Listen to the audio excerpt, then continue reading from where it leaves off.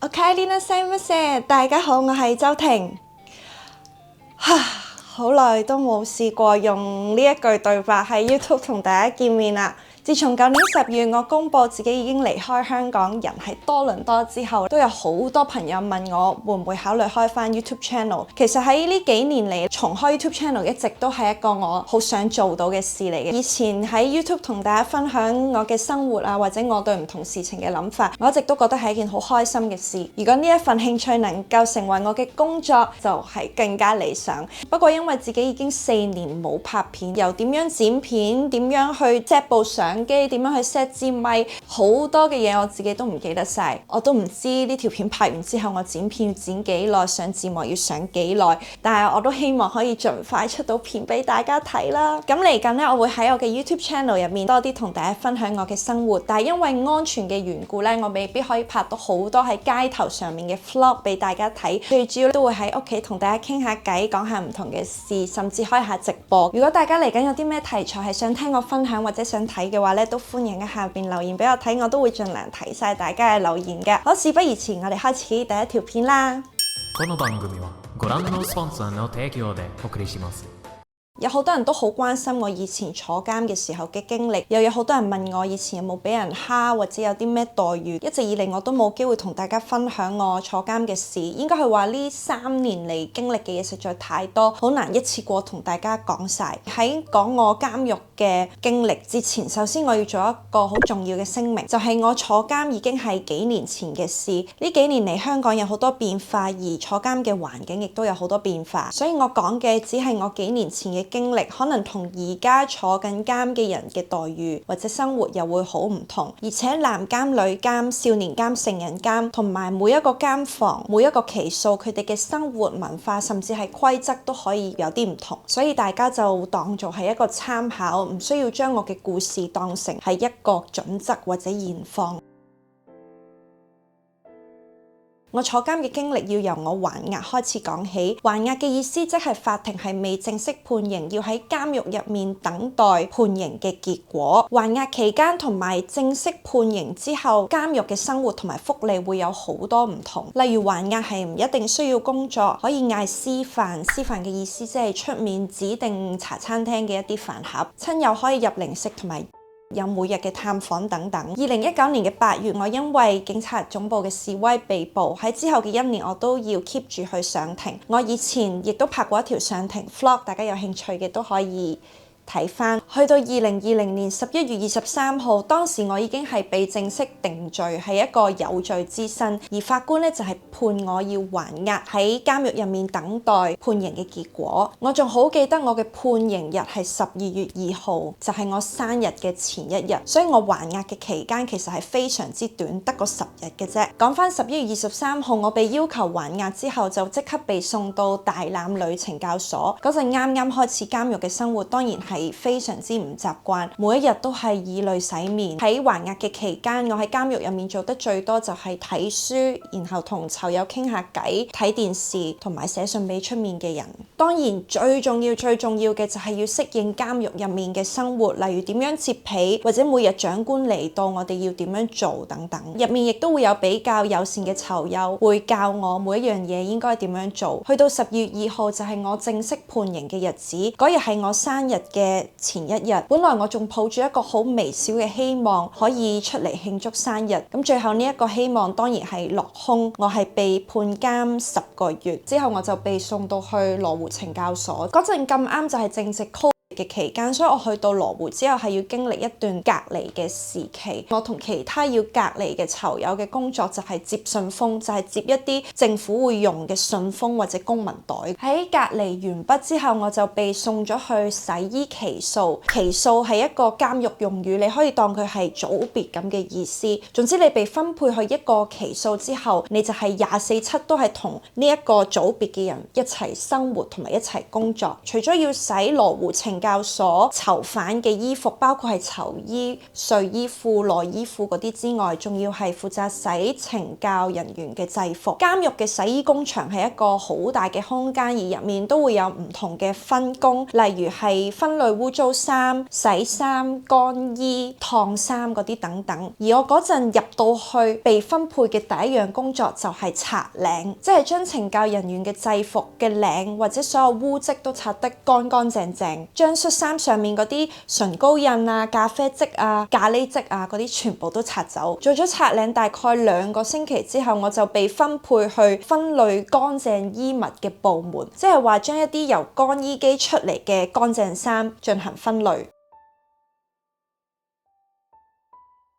去到12月尾，當我開始適應羅湖嘅生活，我嘅工作、我嘅起居飲食，亦都開始識到啲朋友，而我亦都一直以為我會 keep 住呢一個狀態去到出獄，但突然間我嘅監獄生活就有一個好大嘅改變出現咗。有一日，當我哋成個期數喺飯堂食完早餐之後，其他人都列緊隊準備要翻去囚室，突然間我俾一個懲教嘅 madam 嗌住我，同我講話我陣間要去見長官。我嗰陣當然係好緊張，亦都係好驚，一嚟完全估唔到見長官係咩事，二嚟亦都好驚自己係做錯咗啲咩，所以要受罰。之後我就被帶到去長官間房，而長官就同我講，我喺即日咧係會被調到去大欖女懲教所，同埋要成為一個甲級囚犯。所有嘅女性甲級囚犯，除咗一部分喺小欖之外，基本上都會喺大欖嗰度服刑嘅。我啱啱聽到呢個消息之後，真係好驚同埋好擔心，因為甲級囚犯就係意味住懲教對自己嘅保安級別會有所提升。但無論如何，我嗰日已經係即刻被要求要去執拾自己嘅私人物品，即日就坐咗囚車去咗大欖女懲教所。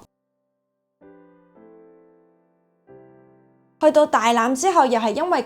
嘅緣故，我係要單獨隔離一段時間。咁啱12月31號同埋1月1號呢段時期，我都係喺大欖單獨嘅囚室度過。過年過節要自己喺監獄過，其實都真係好寂寞。隔離咗幾日之後，我就正式加入 Cat A 嘅期數。先同大家講下咩叫做 Cat A。Cat A 一般嚟講都係指一啲刑期非常之長，甚至係終身監禁嘅人。以女性嘅甲級囚犯嚟講，通常都係因為嚴重嘅犯而坐監要坐好耐嘅人，又或者係因為咗人而要終身監禁嘅人。雖然講到好似好恐怖咁樣，但係大家都唔需要當佢哋係一啲好窮兇極惡嘅人。喺監獄嘅社交入面，其實大家都係普通人，大家都會有苦惱，亦都會有開心唔開心嘅時候。而關於囚友嘅部分，我都唔方便去透露太多，只能夠同大家講嘅就係，無論係喺大欖還押嗰10日，定係喺羅湖嗰幾個禮拜，去到最後大欖 Cat A 嘅幾個月，我同囚友之間嘅相處，我嘅社交都係 OK 嘅，我哋會傾偈，會有講有笑，我亦都冇俾人蝦、俾人孤立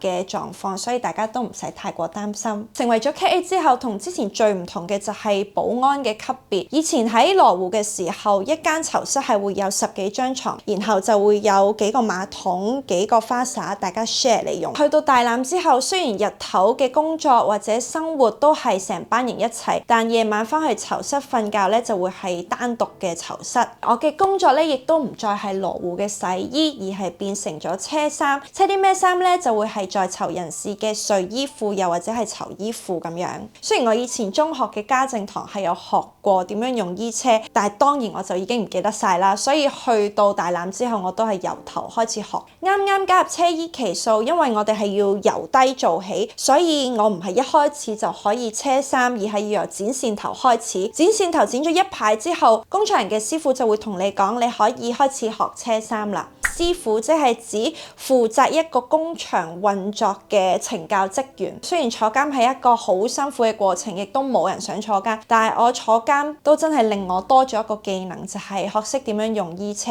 嗰陣喺工場入面，我記得我車得最多嘅就係在囚人士嘅睡褲，因為佢嘅結構係最簡單同埋相對最易車。以我呢一個車衣嘅新手嚟講，通常我都係被編配去車睡褲嘅。大家都可能睇過一啲同監獄有關嘅港產片，但係通常呢一啲嘅戲咧都會比較集中講男監嘅部分，好少人會去探討個女監嘅生活係點樣。可能大家都唔知女監嘅睡衣係咩樣㗎啦。其實女監嘅睡衣褲係粉紅色，係有花嘅。而我嗰陣就係每一日都對住嗰塊粉紅色嘅花布，將佢車成一條褲。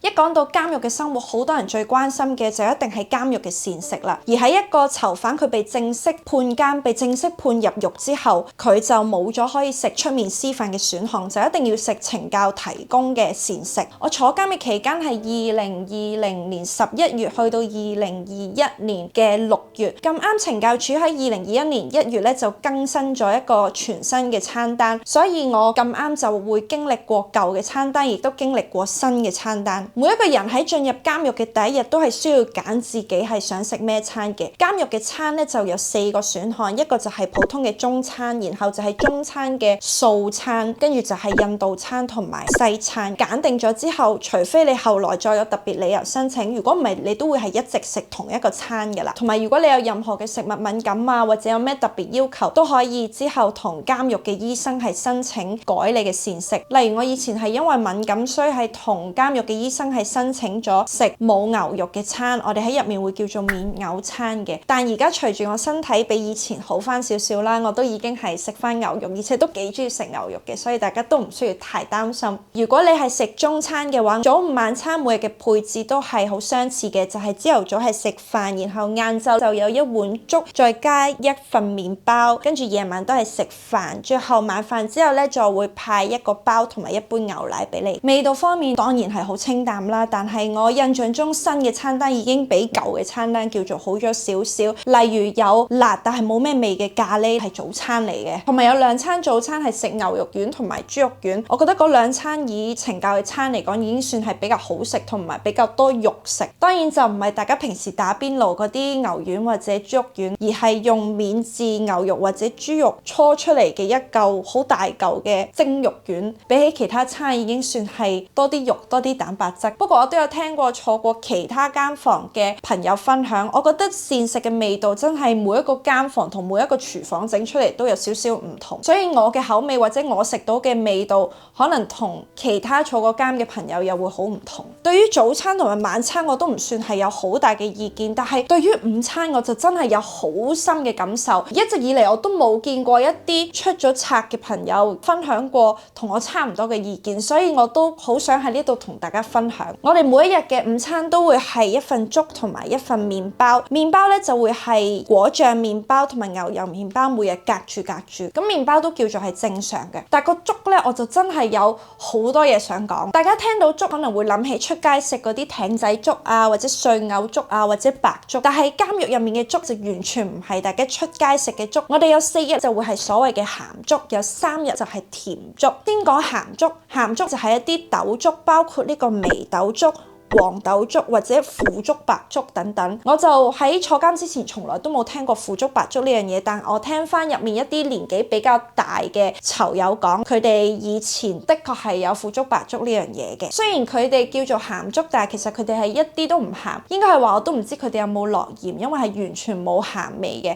總之就係煮咗嘅白飯再加豆咁樣嘅味啦。但係鹹粥我都覺得算，佢都只係味道唔好食，反而我最有意見嘅係甜粥。甜粥有2種，一款係紅豆粥，一款係綠豆粥。可能有啲坐過監嘅朋友會覺得好奇怪，點解我會對甜粥有意見？因為甜粥嘅味道相比起鹹粥係正常好多嘅，佢就好似係紅豆沙同埋綠豆沙咁樣。當然佢比起出面嘅紅豆沙同綠豆沙唔同，佢唔會有咁多配料，佢都係得飯同埋豆同埋水，但係味道都叫做係 OK。甜粥嘅問題對我嚟講出喺邊呢？就出喺個綠豆粥嗰度啦。我以前咧都從來冇發現呢個問題，因為喺坐監之前食綠豆沙都唔會係一個正餐，只會係你食完一個正餐之後，可能佢係一個飯後甜品。而食完飯再食一碗綠豆沙，我係唔會覺得唔舒服啊，或者身體有啲咩問題出現。但當我入到監獄，呢一碗綠豆粥成為一餐正餐，即係話我係喺空肚嘅狀態之下食呢碗綠豆粥嘅時候，我就好容易會覺得好唔舒服。最初我冇懷疑呢個係綠豆粥嘅問題，只係每個星期有1-2日我總係會好唔舒服或者好胃痛，甚至要去到監房嘅醫院嗰度攞藥食。後來我就發現，咦，點解我唔舒服嘅日子全部都係食綠豆粥嘅日子，同埋全部都係 lunch time 之後我就唔舒服嘅呢？我就發現原來係綠豆粥嘅問題。以前我成日都會聽啲長輩講話綠豆係比較寒涼，所以有一啲女性係唔適合食咁多綠豆，或者係嚟 M 嘅時候唔適合食。咁我最初都係不以為意，因為我以前從來未試過食綠豆食到唔舒服。但可能喺坐監嘅時候，一嚟綠豆粥成為咗正餐，二嚟就係我身體變差咗好多。然後我就發現喺女監入面食完綠豆粥會唔舒服嘅人，原來唔止得我一個，所以好多人都會選擇 skip 咗唔食綠豆粥，食自己嘅零食。而我自從發現綠豆粥係我胃痛嘅根源之後，我都好少食，或者有時好肚餓嘅時候就只會食2啖。綠豆粥嘅問題我一直都冇咩聽人公開講過，我諗係因為好多出冊之後會分享翻自己經歷嘅朋友都係以男性為主，比較少女性，可能男性會面對呢個問題嘅人亦都比較少。監房嘅嘢難食或者好清淡，其實我真係預咗。但如果你話食完呢個餐會覺得唔舒服，甚至係肚痛，我就覺得係一個比較嚴重嘅問題。唔知有冇朋友同我一樣食完綠豆會唔舒服嘅呢？都歡迎喺下邊留言同我分享。監獄生活入面仲有另外一個部分我係比較有意見嘅，就係囚車嘅部分啦。呢個部分都係比較少人公開講過㗎，因為呢一個係只有甲級囚犯先會面對嘅問題。一般嘅囚犯同甲級囚犯佢哋所坐嘅囚車係完全唔同嘅。先講下坐監嘅人幾時要坐囚車，除咗係來回法庭同埋監獄之外，任何你要離開監獄嘅時候，例如去出面嘅醫院睇醫生，都係需要坐囚車嘅。一般囚犯嘅囚車就係好似校巴咁嘅設計，有10零20個位咁樣，其實係冇咩特別嘅。但係甲級囚犯坐嘅囚車就完全唔同，佢哋係一架叫做鐵甲威龍嘅車，無論係佢嘅設計同埋保安嘅嚴密程度，都係同一般嘅囚車完全唔同。因為甲級囚犯就係重犯啊嘛。雖然我係唔清楚呢一架鐵甲威龍嘅詳細結構，因為我被帶上呢架囚車嘅時候，基本上我就淨係會見到個門口同埋嗰條樓梯，然後就係我坐嗰個位，其他位置我都唔會睇得好清楚。你一上車，懲教人員就會帶你去你要坐嗰個位置。你可以想象咧，係一個好窄嘅電話亭入面有一張凳。你當坐咗喺嗰張凳上面之後，懲教人員就會將嗰個電話亭嘅門鎖咗佢，然後成個空間都係密封嘅，你唔會見到呢架車嘅其他部分係點樣樣，淨係會有一個好細嘅窗咧，俾你睇到出面好少嘅風景。成個空間都係好焗同埋好密封，然後你就會有一種俾四面牆緊緊包圍住，唔係好唞到氣嘅感覺。所以呢架鐵甲威龍唔單止係令你生理上覺得好唔舒服，好容易暈車浪同埋好容易嘔，佢亦都係令你心理上覺得好驚，有一種好似幽閉恐懼症咁嘅感覺。自從第一次坐過鐵甲威龍之後，我就好抗拒坐呢個囚車，呢個亦都係令我坐監嘅時候好唔想去出面睇醫生嘅原因，因為個感覺實在係太唔舒服同埋太恐怖。另外，大家對於監獄生活可能一個好好奇嘅部分就係娛樂嘅部分啦，例如睇電視係咪一定要睇 TVB 呢？有冇得轉台，或者有冇其他嘅娛樂呢？咁我以前喺羅湖大棚嘅時候，即係話一個囚室有10幾人，嗰個囚室入面就會有一部電視。但係去到大欖，因為我係單獨囚禁，囚室入面就當然唔會有電視，係去到大家日頭活動嗰個公共空間咧就會有電視睇啦。每日放工之後，我哋都可以睇電視嘅。咁懲教會唔會指定你一定要睇邊個台，係咪一定要睇 TVB 呢？我嘅經驗係唔會嘅，但如果你想轉台，都要其他囚友同意，因為始終部電視係大家一齊睇噶嘛。喺大欖嘅時候，因為我可以睇電視嘅時間全部都唔係所謂嘅 golden hour， 全部電視台講真都冇咩好睇嘅，通常都係啲重播嘅節目或者啲外來嘅劇集。尤其我好記得喺我可以睇電視嘅時間 ViuTV 係冇咩好睇嘅，所以通常我同囚友都係睇 J2 嘅外來劇集。我喺監獄其中一套追嘅劇集就係佐藤健主演嘅劇集。睇電視我哋都有其他嘅娛樂方式，例如係睇書或者畫畫等等。我哋一個月可以入6本書。我個人喺坐監嘅時候就唔係好中意睇啲比較沉重，譬如講社會啊或者講政治嘅書籍，因為我覺得坐監嘅時候已經係夠沉重、夠唔開心，唔係好想睇啲太正經嘅書。所以一般咧我都係中意睇小說嘅。我亦都係喺監獄入面第一次接觸東野圭吾嘅作品。自從睇咗第一本之後，我就好沉迷喺東野圭吾嘅世界。我係不斷咁樣喺圖書館借東野圭吾嘅小說，亦都係不斷叫朋友買東野圭吾嘅小說入俾我。喺成個6個幾月嘅監獄生涯入面，我一共係睇咗20幾本東野圭吾嘅作品，另外仲睇咗成套嘅 Harry Potter 同埋成套 Hunger Games。我喺坐監嘅時候特別中意睇小說，係因為我覺得小說可以令我沉迷喺幻想嘅世界入面，可以令我忘記現實世界嘅痛苦。有時睇完一本小說，翻嚟現實世界嘅時候，見到自己俾4面牆圍住，坐喺一張硬板床上面，都真係會有一種好落寞或者好唔開心嘅感覺。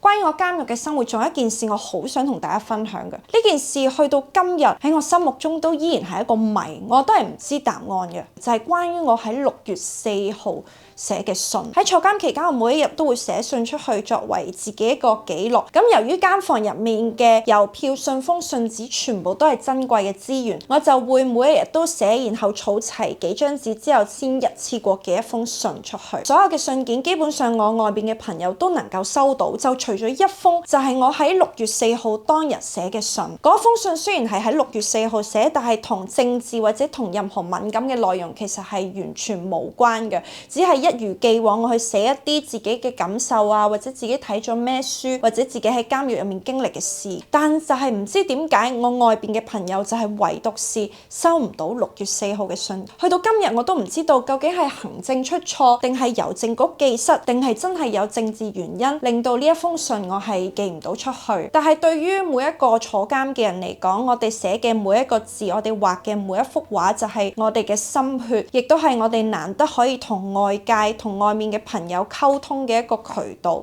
所以無論係咩原因令到自己嘅文字冇辦法傳遞到出去，對於在囚人士嚟講都係一件好傷心嘅事。我亦都希望如果大家有朋友係坐緊監嘅話，大家都唔好吝嗇自己嘅力量同埋文字，可以多啲寫信俾佢哋。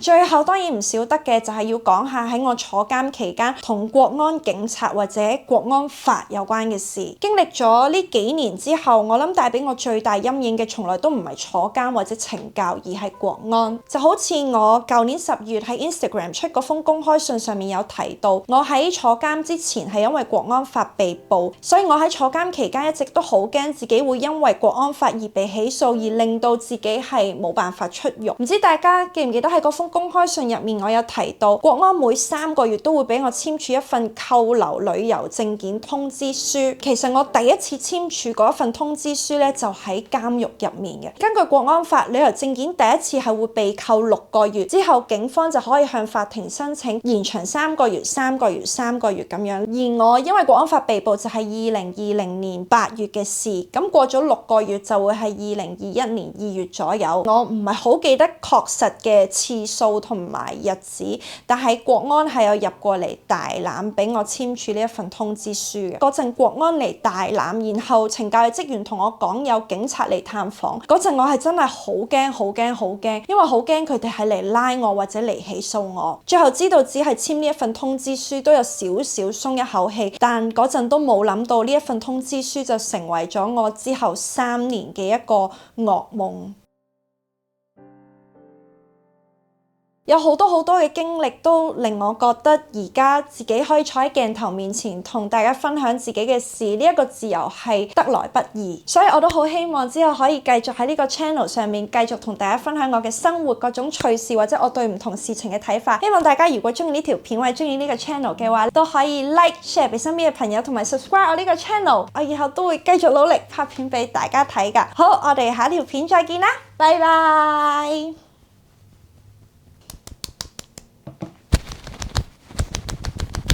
放鬆啲。